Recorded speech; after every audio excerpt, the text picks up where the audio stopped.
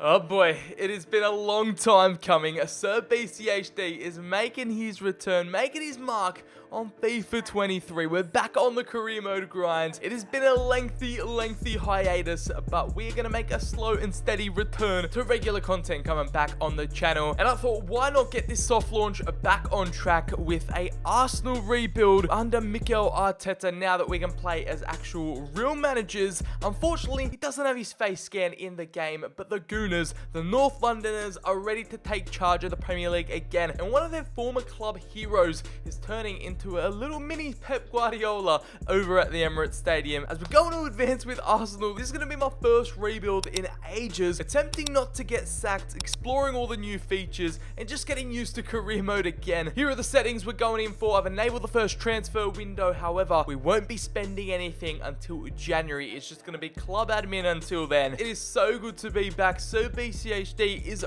ready to come in hot with all the career mode content this year. And we're also going to be mixing it up on the channel, but more on that later. We've arrived and obviously we've got the quote-unquote new menus to explore, but most importantly, it's about Mikel Arteta. We got to get him dripped out. Not gonna lie, I thought there was gonna be more customization options when it comes to the manager. Nothing that we haven't seen before, but Mikel is ready to take the Gooners back to success and be an overall world powerhouse. And here is the squad we're working with, at least for the first half of the season. We've got Gabriel Jesus, a new summer signing, in up top. He's definitely gonna be a starter. Martin Odegaard has been gifted the club captaincy, and we're just gonna keep him at that creative attacking number 10 role. Martinelli and Saka both out on the wings could be an extremely hyped duo that I think will grow exponentially this season. Meanwhile, we probably need a new midfield powerhouse. I'm probably going to be looking to replace Xhaka, as we've got to keep in mind Arsenal is one of the youngest starting 11s in the Premier League, so we're obviously not going to be achieving instant success. As much as we want to, we've got to be patient, we've got to train, put the development plans on,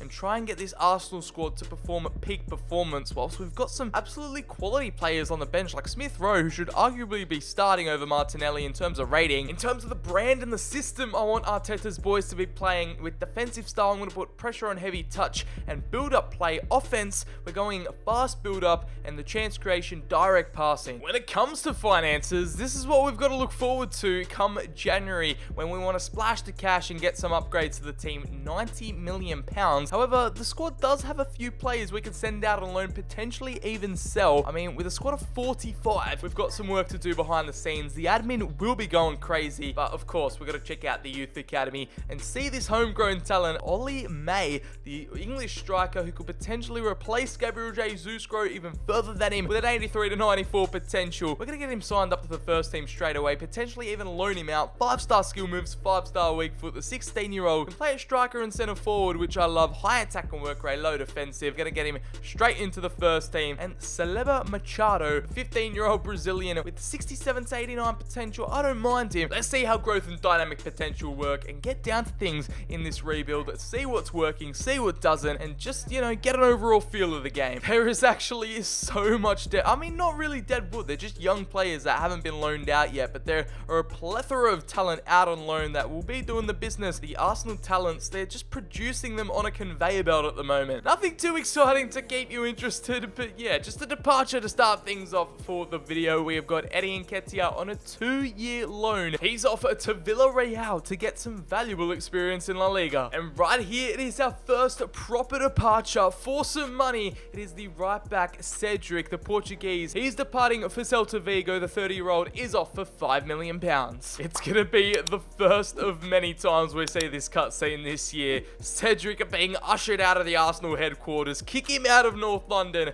and get him on the first plane to Spain, because he has been a piece of deadwood for so long now. And yeah, he should have been out of the club ages ago, but we finally got it done. And yeah, just to witness that, I don't know, he looks quite happy with the sale, not gonna lie. I think yeah, there's gonna be a breeze of fresh air coming into the Emirates as transfer out for $5 million. Do we get a transfer rating or the grade system? How's that work? It's a D. It's a decent price. I'm not too caught up about it, so we'll move on. It is more departures to come for Arsenal, as we have a long-time bad boy, red card merchant himself, Granit Xhaka, finally departing the club. He's returning back to the Bundesliga, heading over to RB Leipzig for £15.5 million. Arteta hasn't had to usher him out yet, but yeah, it is just a clearance so far, getting rid of that dead wood. And yeah, the big news, Xhaka to RB Leipzig is dominating the headlines. Just a quick reminder, guys, if you go on to enjoy the video, make sure to drop a like down below. Let me know what you want to see in FIFA 23 career mode. And yeah, let's get on with the rest of this rebuild. Yep, see you later, Xhaka. No more Swiss midfield disaster classes. Yeah, we're trying to get that out of the club as Mikel waves his final goodbyes. He's off, and I'm sure there's plenty more where that came from. And we also had a secondary departure here. Another midfielder. It's Mohamed El Neni, the Egyptian,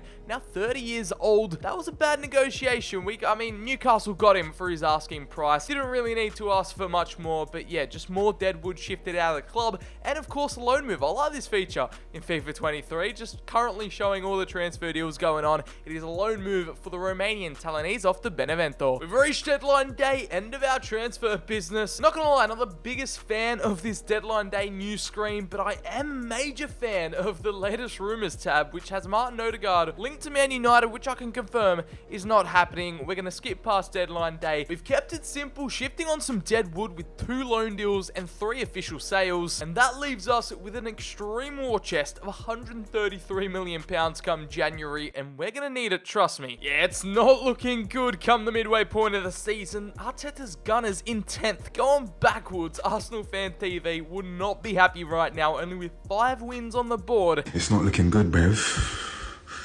It's not looking good. The likes of Bournemouth and Fulham are sitting above us in the table right now. So I guess this calls for some serious business to be done. And here we go. The first signing as Arsenal boss Mikel Arteta. Well, at least under my guidance, we've gotten ourselves some defensive cover. It comes in the German arriving from Borussia Dortmund, Schlotterbeck. And we get to see his cheeky little medical as well. We're testing out his fitness levels to see if he can compete in this Arsenal squad and fight for a place in the starting 11. He's already greeting his teammates. He's getting used to the jersey fit, and his presentation is going swimmingly. Major signing who I think can do really, really well in the Premier League, arriving from the Bundesliga for £52 million. I think that's a decent signing, at least maybe a B+.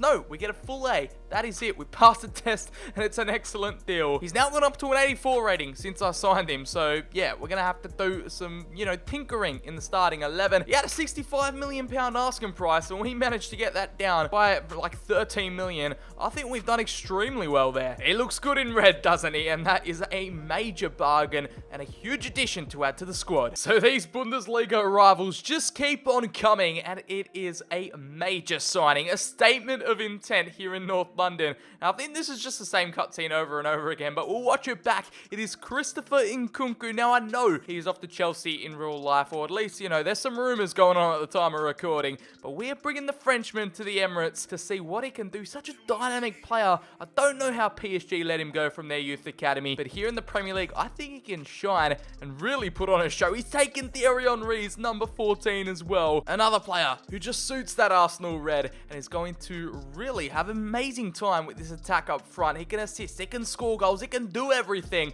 And arriving from RB Leipzig, we picked him up for £72 million. And let's see the rating. We get a B for that one, so not quite the heights of the A with Schlotterbeck, but it's a great price nonetheless. Again, Sir BCHD knows how to get these asking prices down. Yeah, we've been planning this one for a while. That's why I needed to sell a couple players and raise funds for this massive investment, and I hope it pays off. Actually, we're in major need for them to pay off, as they've both joined the starting 11 to become crucial first team players. And after just 2 acquisitions to the squad, 2 brand new starting 11 players, that's left us with a current budget of £1 million on the dot. So now it's time to get the end of season 1. Right, our manager rating is in the dumps, and for good reason. Despite Mikel winning the Manager of the Month award, we have come through in 6th. I mean, it's a major improvement from 10th, but hey, that's what Arsenal have been finishing the past couple of seasons. I've been hoping to get back into Champions League football, but it was Manchester City to win a pretty tightly contested title race up with Liverpool on the last day. 80 points, which is nothing if you compare to real life. Spurs just pipped us in 5th, so I'm pretty sure it's another year of Europa League football, which is quite disappointing, but hey, I guess one more transfer window go to get things done, and it's Leicester, Everton, and Leeds all getting relegated to the Championship over in the FA Cup. Did we get anywhere? We made it all the way through to round 5, losing out 2-1 to Crystal Palace. And over here in the Carabao, Man City won against Liverpool in the final. We lost to the eventual champions on penalties over in the quarters 4-3. The only way we could have qualified for Champions League football was by winning the Europa League. We ended up topping it, but unfortunately losing out to Ajax in the semi-finals 3-1 on aggregate. After a terrible first leg performance, they went on to win the whole thing against Juve 2-1. And over here in the Conference League, it's a new look Fiorentina to take home that trophy. So now it comes down to who were Mikel's top performers. Who did he rely on this season? Did the new signings make an impact? As we have Gabriel Jesus, a real life signing by Arteta with 42 goals and 9 assists. I mean, if he keeps this stuff up, we might not have to buy a striker for the rest of the video. 51 goal contributions in total, and the second goal scorer, Bukayo Saka, with 16 goals. Martin Odegaard is one of 2 players to get double figures in both goals and assists, 15 and 13 for him. The captain leading the way, and Thomas Partey, the Ghanaian from the deep line playmaking position, 10 goals and 11 assists for him. Gabriel Martinelli managed 10 goals as well. Fabio Vieira off the bench. I'm really impressed with his progression so far. The Portuguese with 6 goals and 3 assists, growing up to an 80. Meanwhile, Christopher Nkunku, I might actually have to convert him into a cam so that the AI actually plays him in the starting 11 via the simulation, because he only played 6 games. Unfortunate stuff, but I really think he's going to crack through his shell come a season 2. Maitland-Niles out on loan did well with 3 goals and 2 assists. Kieran Tierney from left back growing up to an 84. The homegrown talent Oliver May growing up a +3 to his 69, and Schlotterbeck in 21 appearances also managed to get some decent game time. Some crazy +4 growth going on with the likes of Marquinhos after we sent him on a loan to Sevilla for short term. We also had a couple of +3s in there. Gabriel going up to an 85. Jesus growing up to that 86 alongside Bukayo Saka. It was a transitional season, a teething phase for the squad. They've grown and developed this time around, gained some experience. So I'm expecting some big things come season 2. We've got to turn that thumbs down into a thumbs up. A nice little season recap there as we finish things off. Major things are expected, and we're under the pump right now. The Arsenal board deciding to keep us in. With another year without Champions League football, big things are expected, and I think I'm going to go trigger happy in this transfer window. Arteta's war chest is about to be broken. With a current budget of £111 million, we're going to have to spend wisely though. Now, I know I said I wasn't going to sign another striker as long as Gabriel Jesus kept punting in the goals, but hey, we're looking pretty thin in the attacking department when it comes to out-and-out strikers. We need someone off the bench to make an impact, and I thought none other than Lille's own Jonathan David, the Canadian, will be arriving in North London as an option for us to bring off the bench. He's got big shoes to fill, but right next to Mikel, he's looking happier than he's ever been, and we just picked him up for £35 million on the dot. Nice and clean as we're bringing him over from France, and we're going to get a decent buy. God forbid Jesus picked up a long-term injury. I wasn't going to put my faith in Balogun and May to lead the line up top, so we're bringing in David just for some reassurance and squad depth. It's time to say goodbye to the Ivorian Nicola Pepe. Unfortunately, things just never worked out for him here, and we've decided to ship him out to Italy. Mikel's had enough, and yeah, he's not getting loaned out. It is a definite transfer. He's packed up his things. He's off. Arteta's happy. And it's another transfer out. Pablo Mari for £5.5 million. He joins Crystal Palace. We get an F grade just because we sold him for his value, which doesn't make sense to me. But Pepe is the headline transfer. He is off to Atalanta for £16.5 million. And it's another F. I'll keep you guys updated, but I haven't really seen any new additions when it comes to the news cutscene. So that's why I haven't really been showing them. Some more loan news. We've got Reece Nelson, who just can never really crack into the Arsenal starting 11. He will be playing his football at Aston Villa this season. He's off to the Midlands on a 1-year loan deal. Nothing too exciting here. It's another squad investment player just for rotational purposes. A backup goalkeeper. We are after Valencia's #1 shot stopper, Georgi Marmadashvili, the Georgian. We've gotten him involved in a cheeky swap deal with Matt Turner, who was on the bench. We're getting an upgrade in position, and only for £15.7 million.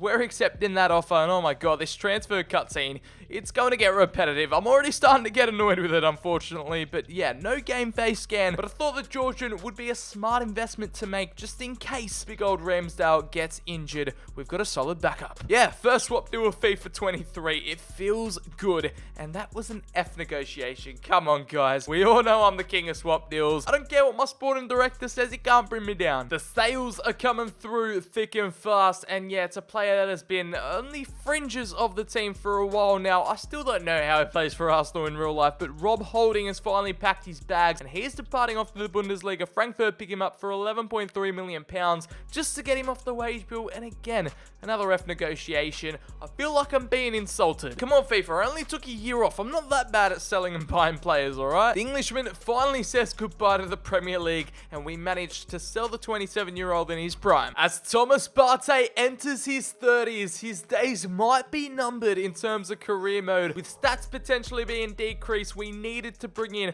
a world-class quality backup. It's Declan Rice. Rice baby will be joining us here at the Emirates, and ARTETA has recruited him not only for the homegrown factor, but he's just such a beast CDM. I haven't really signed him all too much throughout career mode and my time on YouTube, so here is his go. Let's make it big as he makes the big club move over from West Ham. It is £58.2 million, the final number that got agreed with David Moyes, and we managed to get another F. We just keep copping Fs, and I'm all here for it. I don't mind, because we still have £23 million to play with and plenty of players to sell, and I thought that would have costed a whole lot more because of the English tax, etc., but he's going to slot straight into the starting 11, potentially even replacing Partey. Now, that money potentially could have gone in for a world-class left winger, but I have faith in Martinelli / Smith Rowe. I think they can break through this season and claim that starting spot. We're going to have faith in the OG Arsenal boys to get it done. And right here, we've got a transfer out. It is Florian Barragan. As soon as he returned from loan, we have sold him to Norwich for a decent price. For £4.7 million, the Englishman will be back down to the Championship. Sales and the ushering out the door animation isn't always a bad thing, as we have gone out to loan Charlie Patino. He will be going off to Elche for 12 months, getting some well-earned experience in Spain. Oh no, I didn't think it was going to be this bad. We've got Europa Conference League to deal with this season. Not even the Europa, we've gone one down, and we've been drawn into Group G alongside it Krakow, Anderlecht, and Austria Vienna. So yeah, we're going to be traveling all over Europe just to play in the third tier competition, which is not what we wanted, but it might be a decent opportunity to get some silverware under our belt. An extremely minor departure here. Doesn't need all the drama of the cutscene. It is like 5th tier keeper Alex Renison off the Werder Bremen for just over £1 million. We're just going to go ahead and flat out skip deadline day. Nothing going on, not too much drama we need to focus on, as we managed to pull some smart business. A couple of new additions, nothing too crazy. A season of departures, as we had to cut the roster squad down and we had to lower the wages, I guess. And here's a look at Arteta's 11 headed into season 2. I guess like what, season 4 or 5 if you add the ones he's been in charge in for real life, as we've got Nkunku successfully converted into a center attacking midfielder. Odegaard is going through the process of being converted into a CM, but he's deployed at a slightly more advanced role, and Declan Rice will fit in right there at CDM. The boys are happy, the squad's progressing nicely. This has to be the season. It's now or never. We need results. We need trophies, as we managed to keep the squad down to 40 players. Now, I wasn't really planning or expecting to do any January business, but here we are, as Ben White has been sold to Inter for £7.1 million. It doesn't tell the whole story, really. The full picture is that I wanted to spice things up because it was a swap deal. In return, the Italians offered up Denzel Dumfries, valued at £35 million. The Dutchman can play at right back, right wing back, / right mid as well, so very versatile. He can potentially start over Tomiyasu as we're training him back into a centre back, so we'll see how that goes. And I really think he could do bits for us over on that right hand side. Testing this out for swap deals, we do in fact get a cutscene for Denzel Dumfries' arrival. Even though on previous FIFAs or previous career modes, it really wouldn't report on it during the news. At least we get some form of communication that Dumfries have signed, and let's see how we get graded for this swap deal. 7.1 plus plus a player is, oh, it's got a D. Alright, I was expecting at least a C or a B, but it is what it is. Anyways, on with the rest of the season. I don't know why, I just got a good feeling about this squad, about this group. It's time for greatness, people, trust me. Now, who would have thought it would all come down to this, the last day of the season, and it could potentially be between 3 teams, or 4 teams even,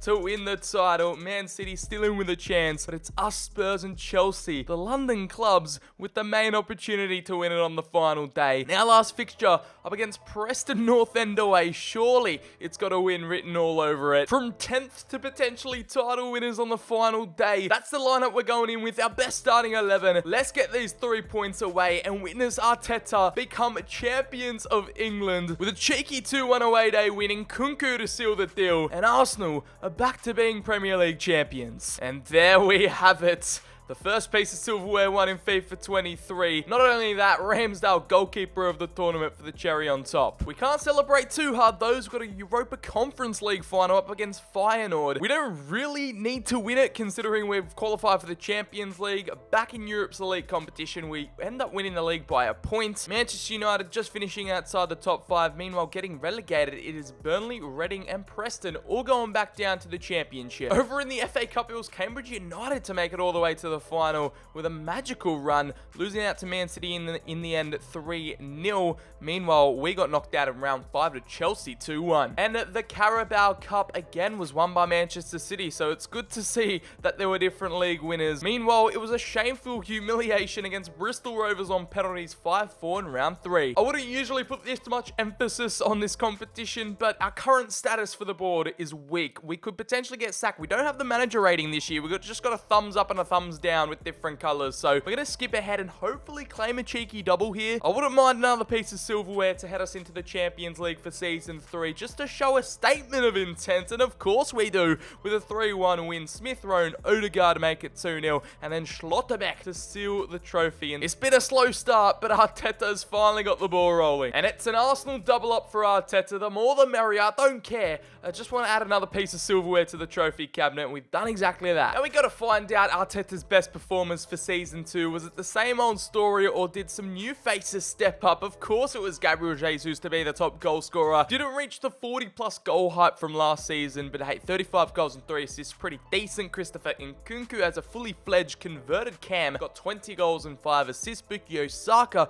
alongside Odegaard and Smith Rowe, all with double figures in terms of goals and assists. The captain leading by example, still only 25, up to an 89 overall. Emile Smith Rowe really coming into his own. I'm surprised he didn't grow more, only up a +1. Meanwhile, Jonathan David off the bench with 5 goals and 5 appearances. Gabriel Martinelli didn't really produce that much, but got himself a +2 overall boost. Nico Schlotterbeck scored the goal in the cup final to make it 3 goals and 42 appearances, just like his centre-back partner Gabriel. And Thomas Partey's taken a bit of a backseat this season, just because Declan Rice has come into the fray, but still managed 30 appearances, 2 goals and 2 assists. Declan Rice coming through up to an 87 overall with a goal and an assist. And our English shot stopper in between the sticks, Ramsdale, claiming 14 clean sheets, and now our highest valued player is the man of the moment. He is just going to be such an OP signing this year in career mode. I'm valued at £112.5 million. He's Arteta's guy, it's his main man, and he fully deserves to claim that number 14. I don't know though, the board confidence after winning 2 trophies isn't looking too good. We're yet to win a domestic cup trophy, but okay, Premier League champions. Arteta's got Arsenal back where they're striving to be,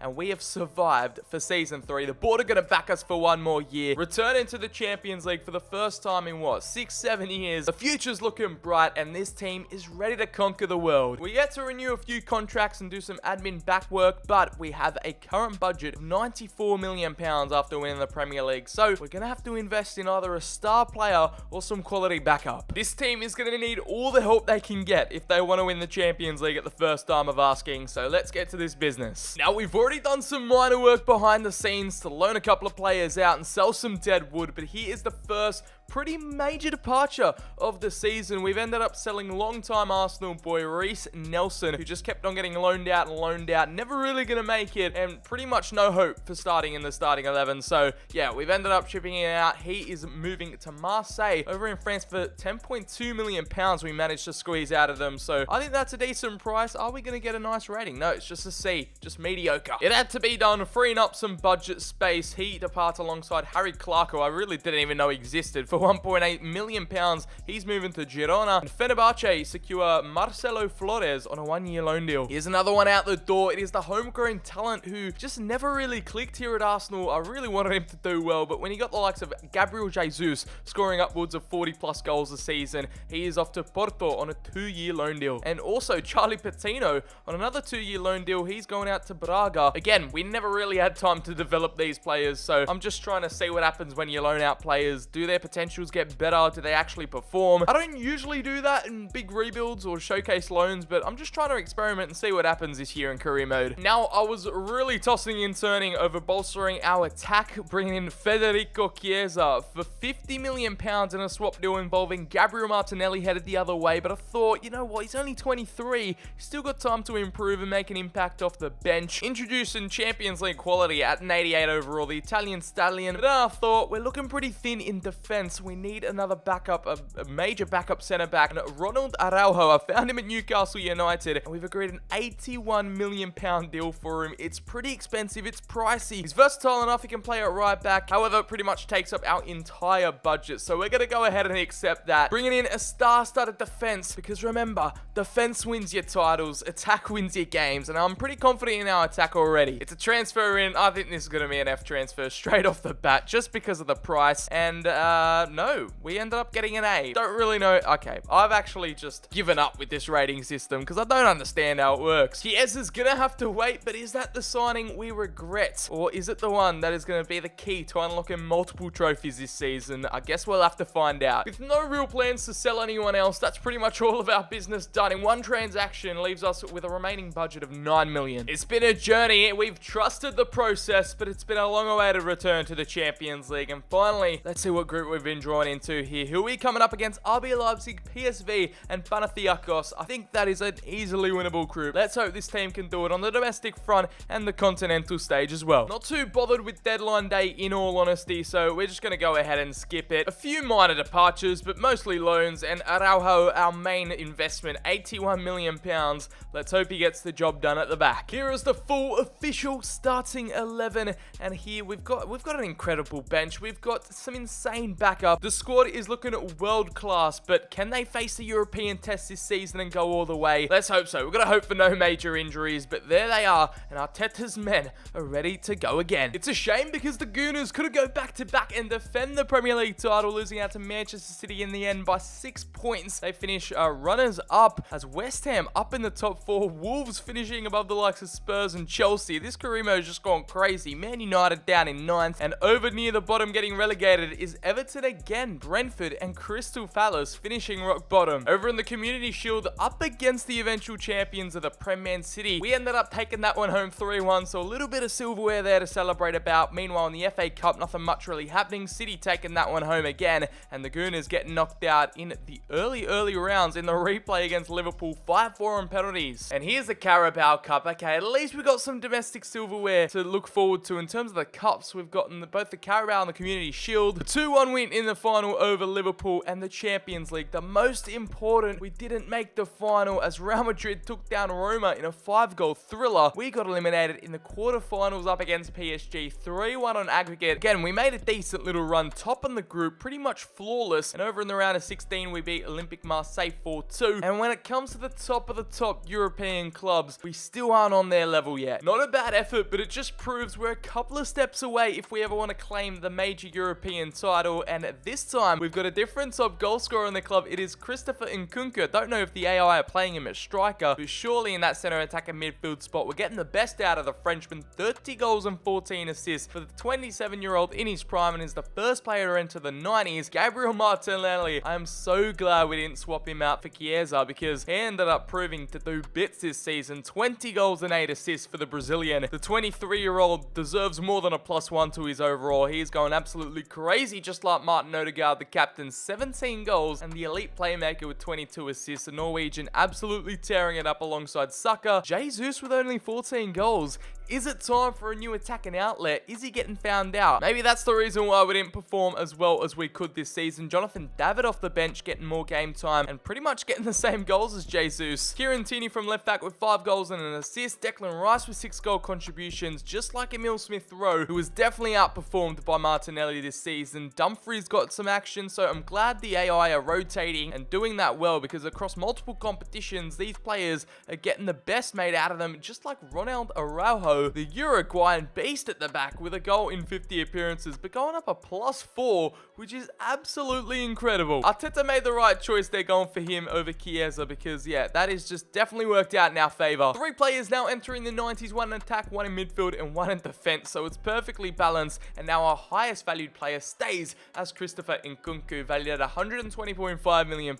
We've made it to the end of the season unscathed. The board is going to put their faith in us again for the 4th time as we wrap up this campaign. Runners-up Premier League, 2 domestic silverwares to our name. Now it's time to go full guns blazing, all our focus towards the Champions League, and potentially even make a few bombastic signings along the way. And it's a pretty stock standard £110 million to play with this season, and that just screams one marquee signing only, so let's get to it. I can guarantee you we're not pulling any punches when it comes to Season 4 signings. We're only bringing the world's best here to North London, and Arteta is here to greet Rafael Leao, arriving from Milan. Again, we've gone for another Serie A winger, and we've secured it. It's a swap deal. The number 26 will be our brand new starting left winger at an 89 overall. He's getting the presentation. He's being decked out right now. It was a swap arriving from Milan. We have included Marquinhos in an £80 million deal, and we actually get an A for that. So, okay, I guess these swap deals or bringing in high-rated players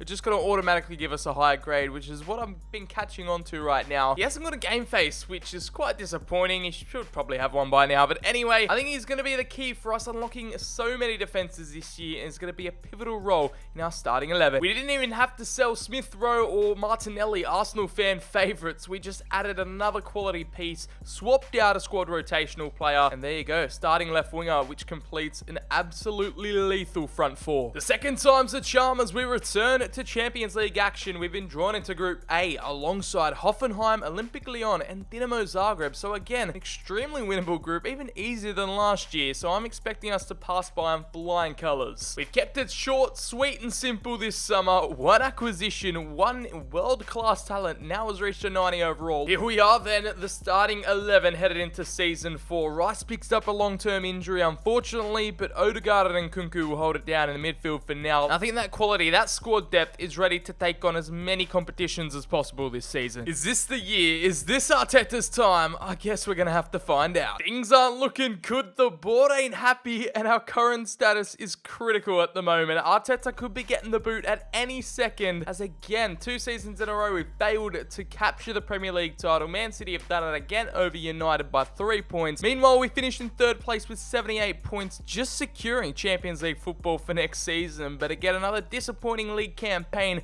which sees Norwich, Sheffield United, and Preston North End all get relegated and over in the Community Shield. It's been our only hope so far. We've won it back-to-back, 5-4 on penalties against City. Arteta yet again fails to claim another FA Cup title as Arsenal get knocked out in round 5, 4-3 to Leicester on penalties. And no success going back-to-back in the Carabao as elimination saw out in round 4 against Crystal Palace, 1-0. And absolutely nobody is stopping Man City right now with Haaland leading the charge. We unfortunately couldn't make it all the way to the final. Now, crossing over to the Champions League results, again, we finished pretty much flawless on top of our group with 16 points over in the round of 16, beating out Inter 4-3 in a classic which saw us through to the quarterfinals, defeating Liverpool 3-0. And again, it is PSG to knock us down a peg. In the semis, we made it one further than last year with a 4-1 aggregate loss. They went on to lose the Champions League to Man City. Nobody is stopping Pep and the citizens. It's looking more and more like an impossible task as the years roll on, as Haaland wins it for them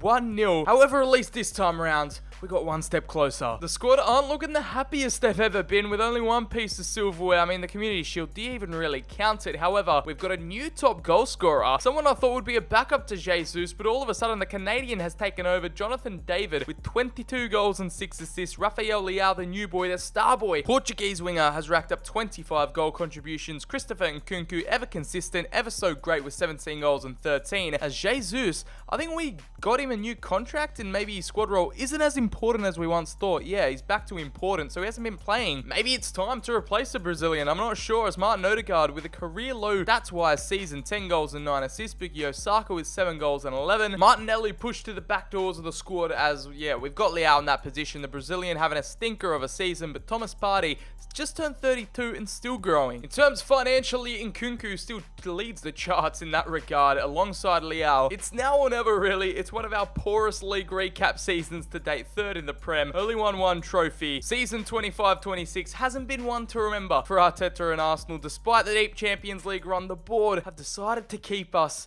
and give us faith for one more season. Half a decade through. Let's hope this is a season and it all clicks and we can finally grab a hold of the Champions League title. Now, we've had to absolutely break the bank, go all out, balls to the wall in order to pull this one off, to get a Champions League worthy starting striker. It's the Serbian hitman himself, who's going to be signed so many times in career mode this year. Got a full game face as well. Dusan Vlahovic. He'll be up there competing with the likes of Haaland and Nunez in the Premier League, and is going to be our major replacement for Gabriel Jesus. He gives the camera a cheeky wink, and Arteta's happy pulling that one off. Another cheeky swap deal as a presentation goes on in the background. We have had to offer up £68.3 million plus our trusty Brazilian, and again, it's another rayer. The game's gotten used to my swap deal antics, and it's just given me high grades for these, but the 92 rated striker will slot straight into that starting 11, no questions asked. Hopefully that gets the board off our back and we get our manager rating up, because I'd be absolutely heartbroken if we got sacked in this last stage of the rebuild. Approaching his prime, he's one of the world's best, and he's got major boots to fill with the numbers that Gabriel Jesus was putting up in the first couple of seasons, but after 2 years of inconsistency, we've had to guarantee results and land this man here in North London. I know it's got nothing to do with this rebuild, but for the first World Cup in career mode starts in 2026, which is pretty crazy. Brazil ended up taking it home 2-1, but I'm surprised Norway ended up finishing in third. Our captain Martin Odegaard nearly guided his nation to a World Cup final. And after renewing a bunch of contracts and that major Vlahovic still going through, that leaves us with a budget of just over 35 million. Let's just keep things simple, keep the squad together, and hopefully they can get over the loss of Gabriel Jesus. Surely we're one of the front runners, the main contenders for the Champions League, big favourites placed into Group B. We're matched up against Leipzig, Olympic Lyon, and Trabzonspor. And there's our highest rated possible starting 11. Just so much quality, world-class talent across the pitch. It's all or nothing. It looks like Man City are going to be an absolute problem this year in career mode, as they finish first again, winning the league like, 3 years in a row. We come second again with 88 points. Arteta again qualifying for the Champions League, but unable to pip his master Pep Guardiola. As we take a look at the relegation zone, it is Fulham, Crystal Palace, and Brentford all finishing in the bottom 3. As over in the FA Cup, we ended up taking that one off the bucket list, adding another one to the collection for Arsenal in a 2-1 win over Brighton in the final. And the Carabao Cup saw Spurs win 5-4 on penalties. And where did we get knocked out? Over in round 4 against Burton Albion. Now, most importantly though, the last remaining title we need to claim, the Champions League. We finished top of the group with 16 points over in the round of 16. Just defeated Villarreal 5-2 in an exciting aggregate fixture. Over in the quarterfinals, we progressed past Juventus 5-2. That was an absolutely insane second leg comeback, and it looks like we did it again against Benfica in the semis, and which has put us up against Milan in the final against Rafael Leao's former side. But we could have faced PSG, who have knocked us out of this competition twice, 2 years in a row. What a story that would have been. But we're up against the Rossoneri in May 2027. It has taken 5 years, but finally we have made it to the Champions League final, and Arteta's men are ready. Before we hop into the match and play it out, we're going to check out Arteta's squad to see who the top performers were this season. Despite the result tonight, we can thank Dusan Vlahovic for getting us here. The Serb with 43 goals and 5 assists in his debut campaign. Across all competitions, he was absolutely lethal in front of goal. Bukayo Saka again, which is just the homegrown talent, has been consistent throughout. Never had to replace him on that right-hand side. 38 goal contributions for him. Rafael Leao coming through with his second season. 20 goals and 7 assists. Christopher Nkunku, the famous number number 14 Frenchman, gets double figures and is one of the only players to do so. Martin Odegaard, the captain, who led his nation to the World Cup semis. I'm sure he's looking forward to lifting the Holy Grail as Kieran Tierney on the left-hand side. The Scotsman really coming into his own in the past few seasons. Rice Baby with 6 goal contributions. Gabriel, who is ever solid at the back, nearly reaching 90 overall. Ronaldo Araujo, who's just exceeded expectations. Thomas Partey is now finally starting to decline, a -3 for him this season, but still just a great player to have in the group. Ollie May, the homegrown talent, never really kicked it off, but it was just nice to have him there and see how he progressed throughout this whole entire rebuild. Jonathan David took a back seat after Vlahovic's arrival. Schlotterbeck was great for as soon as we bought him, basically, and Aaron Ramsdale, another player who we didn't really have to replace. The English shot stopper ceiling forever growing, and again was a crucial piece to us making it all this way. And finally, the market valuation, our highest rated player, well, our most expensive, it's Rafael Leao, who has now gone up to a +2, 93 overall, valued at £152.5 million. It's an exceptional unit of players we've built here over the years, signing after signing. Arteta's men, they're ready for one last final hurdle. This is the Milan side rolling out tonight with our former player Marquinhos, a prime Sandro Tonali, Maignan in between the sticks, Hernandez, Diaz, Guedes leading the line up top. To me, this just looks like two world-class 11s going head-to-head. And here's a little pre-game cinematic cutscene to get us hyped up. The players are warming up. They're ready for the biggest stage of them all. On neutral territory, the Gunners are back in the Champions League final for the first time since 2006. It's been a long time coming, 21 years in the making, but we've made it. And right now, Arteta, who was on the verge of being sacked multiple times, he managed to keep his job. The board had faith in him, and now we have got one of the Knights of Knights, the biggest night in European club football. Odegaard is leading the lads out tonight. That is what we're fighting for. Enough talk, enough hype. Let's get into it. Here we go, Araujo. Already Milan opening up. We've got Rafael Leao, who can use his pace against his former side. Cuts through, cuts inside the box. He's going to cross it, and Vlahovic was there, ready to pounce. We're looking dangerous in these early stages. Rice fires it through. Vlahovic can't get any space between this Milan defense, and a ball out wide to Diaz has completely unlocked our defense. It's a header from Guedes, but it's straight to Ramsdale. Finds Tierney, who continues this bombarding run. The Scotsman allowed to run through, and it's Odegaard again. Tries to best to get ahead of him, and Vlahovic nearly, was that offside? I don't even know. Odegaard attempting to whip this one through, calling for calm. And the Norwegian, a header straight to Leao. Maignan shuts it down. 1-on-1. Can Odegaard whip another good delivery in? And again, we fail to get a shot on target. This time it's Rice, and this time it's Araujo, and it's just deflection city going on. Oh no. Look at this. Kevin De Bruyne nearly found the perfect pass to Marquinhos. And again, Tierney's involvement in this game is just in attack and defense. He's everywhere right now. Dusan Vlahovic holds it up well. Tierney, ball over the top to finding Nkunku. He sees a man free in the middle. That's not who we were aiming for. Here we go. Luis Diaz attempts to get the best of Tomiyasu, but the Japanese defender read it well. And now trying to get it out from the back. We've got Odegaard inside to Tierney. Nice little chop inside. Nkunku finds a space out wide for Rafael Leao. He sees Vlahovic in the middle, but it goes down to Saka, deflected it in, and Vlahovic will be the one to claim it. He opens the scoring here in this Champions League final, and the Serbian does what he's been doing all season, adding to his goal scoring tally, and just being an absolute menace in up top. A beautiful left-sided play, which is where we've been dominating this whole game. Saka smashed it through, and Vlahovic's little touch was enough. A little deflected block to get it into the goal, and it's one of the most unconventional ways we'll score, but we'll take it. 1-0 to the Gunners right before half-time, and our number 25 is ecstatic. De Bruyne, Odegaard cuts it out. The captain having a great day out right now. Leao fires it through to Vlahovic, who on his left foot loves it, but Maignan read it all the way. And look at this chemistry. You can tell they've been playing together for a while. Odegaard tried his luck. Vlahovic outside to Declan Rice, who will have a pop. And I've just been experimenting with long shots, but the Englishman definitely doesn't want to see that one back. We've been potent down the left-hand side. Now we're going to try the right with Saka.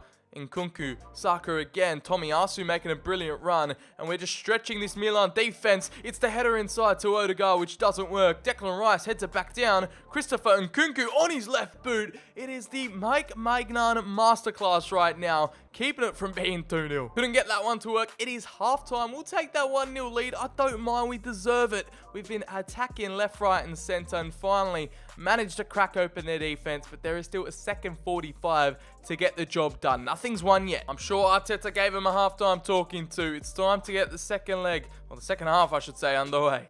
Gonzalo Guedes manages to take home Araujo, and his slide tackle leaves us exposed. To start off the second half, we've conceded the equalizer. Just like that, caught napping. And against a team like this, it's Kevin De Bruyne, the ex-Man City star. And his former club has been haunting us throughout this entire video. And he's done so right here upon kickoff in the Champions League final. Ramsdale with no hope.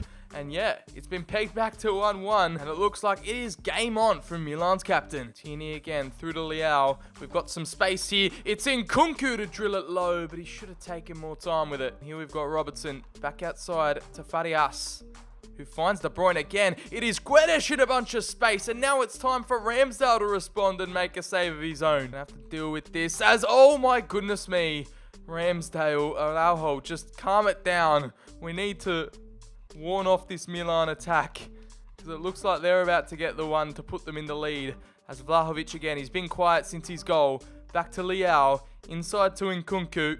He holds it up well, waiting runners, and it's Declan Rice to find Leao on the edge of the area. Back inside, the build-up plays nice. Odegaard flies through to Nkunku, who smashes home. And the Frenchman, number 14, shows up in the final. The big game player comes through to put us ahead. And it's a well-deserved goal. The build-up was immense. And a world-class finish to put the cherry on top. What a team goal that was. And the Arsenal fans going absolutely mental. Declan Rice found it through. Milan couldn't keep up with the tempo, and it was rifled into the top right-hand corner. A goal worthy of winning any final, but there is still plenty of time left. Don't worry about that. Vlahovic with a few flicks and tricks. Back inside to Rice, who powers it forward. And Kunku, all of a sudden, Saka was free. I think he's offside, and he hits the post nonetheless. He wasn't offside. Oh, I should have just taken it through. It's got an essence about it. Next goal scorer wins. And you can feel it, the boys, they're still fired up. And Kunku has completely withered away from the Milan defense. And all of a sudden, now he could finish off the game. And his fellow countryman, Mike Maignan, one-on-one, completely denies him. And Arteta is furious on the sideline. That could have been the winner. And Kunku, poor clearance from Maignan. We recycle possession as Nkunku tries to fire it wide. Odegaard through to Saka. We've got all of this space on the right-hand side. Milan's defense gone to sleep. Vlahovic on the inside. And why did it fall to Tomiyasu with a rush shot away from goal? Brahim Diaz. Oh no. Now we're exposed. It's Gonzalo Guedes. Tomiyasu trying to make up for his mistake, and he does exactly that. What an absolute weapon. The Japanese now launching this counter-attack. Nkunku has the vision to spot out Saka. And Saka again, one-on-one on goal. Why didn't he use his left foot? But it's Rafael Leao against his former club. And that might be the goal to seal it. 88th minute. They're celebrating like they've won, because they have. And Arteta's, man, it's been a long 5 years. It's been an up and down road. But the Portuguese winger might have just sealed it. And 2 signings from the last 2 years have scored in this final. That's how influential they've been. Don't tell me there's time for a fourth. Nkunku over the top. Saka doesn't have the pace or energy to get there, but it's not going to matter in the end, as it's finally happened. The Champions League has been claimed, and that means the Arteta realistic Arsenal rebuild is done. First rebuild in the books for FIFA 23, and the boys are going off. Gabriel is loving it. I guess we got a little bit of a different cup celebration or cutscene after you win the major title. The superstars assembled. It was an insane team we built, and really could have happened earlier, but hey, 5 seasons it took to take perfection to glory, and it's been a wonderful ride to test our FIFA 23 career mode. Guys, if you did go on to enjoy the video, make sure to drop a like down below. Let me know in the comments what more you want to see from the game, as we've got plenty more content coming. Make sure to follow me on all my socials. The links are down in the description. Also, make sure to subscribe and turn on the notification bell so you never miss out on a video. That has been it. That's been all. I've been Sir BCHD. That's been Mikel Arteta's Arsenal, and I'll leave you guys with the Champions League celebrations. Can't never lose. I know they mad, I'm on the move. Step to me, better duck, goose. Pedal to the metal, never slowing up, zoom. I'm the flies in the room. Smoking reefer, smell the fumes. To the stars, to the moon, to the stars, to the moon, to the stars, to the moon. Out here, it's a fight for survival, flexing on my rivals. Posey, bitch, I'm psycho. Every year is my year. I'm never dreaming with my eyes closed. Bad boy like a Michael. Shout out to my idols. Rest in peace, the time blows by like a cyclone. Every day I'm feeling fiends, got me on my bankroll. Phone calls, labels, money on the table. Offers left and right, left and right. I can't decide, can't decide. Ride or die, suicide. Peace of mind, I try to find. Money, I'm a savage. Beep, beep, static, cause I ain't never had shit. Known I would've had it. I'm richer than a bastard. Got me singing. I just can't ever lose. I know they mad, I'm on the move. Step to me, better duck, goose. Pedal to the metal, never slowing up, zoom. I'm the flies in the room. Smoking reefer, smell the fumes. To the stars, to the moon, to the stars, to the moon, to the stars, to the moon.